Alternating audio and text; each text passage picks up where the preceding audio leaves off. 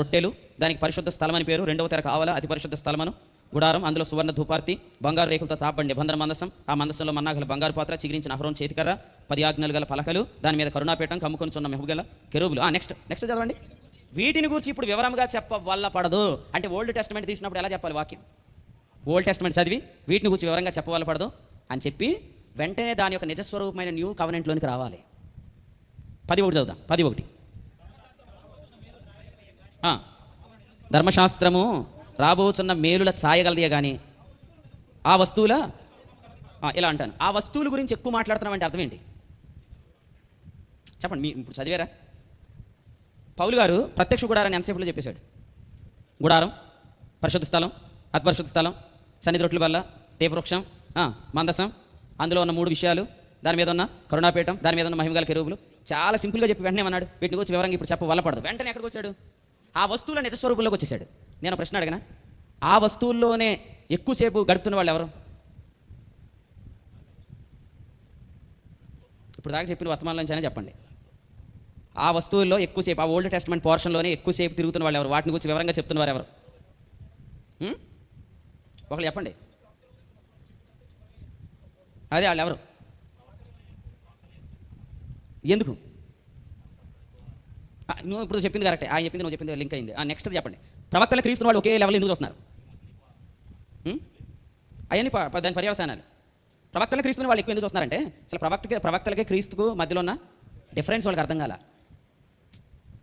పాత నిబంధన ప్రవక్తలు ఏమన్నారంటే యేసు ప్రభుని నమ్మితే పాపక్షమాపణ అన్నారు. మనం కూడా ఏమంటున్నాం?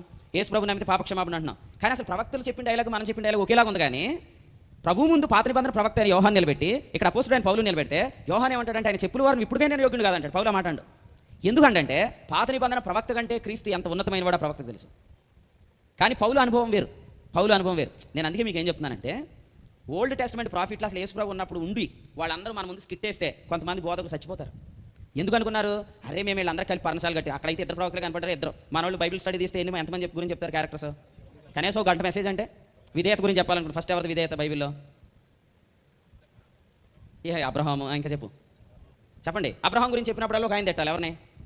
లోతుని తిట్టాలి. లోతుగా తిడతారు. నెక్స్ట్ ఇంకా ఇస్సాకు దగ్గర ఎవరున్నారు? రిబ్కా దీనత్వం. నెక్స్ట్ ఎలియాజరు విధేయత చెప్పండి. ఇంకా సమూయేలు విధేయత చెప్పండి.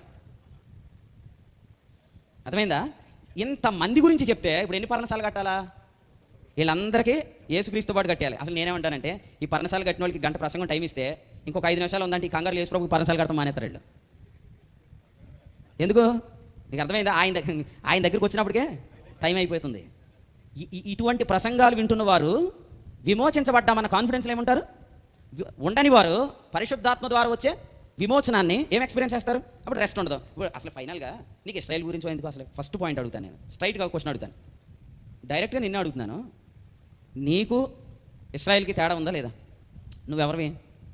సంఘంలో చేర్చబడిన విశ్వాసి. వాళ్ళ సంఘానికి సంబంధించిన వాళ్ళ కాదు. అందుకనే మెయిన్ మనతో మాట్లాడేటప్పుడు మనకు వ్రాయబడిన పత్రికల వెలుగులో ఓల్డ్ టెస్టమెంట్ని మనం స్టడీ చేయాలి.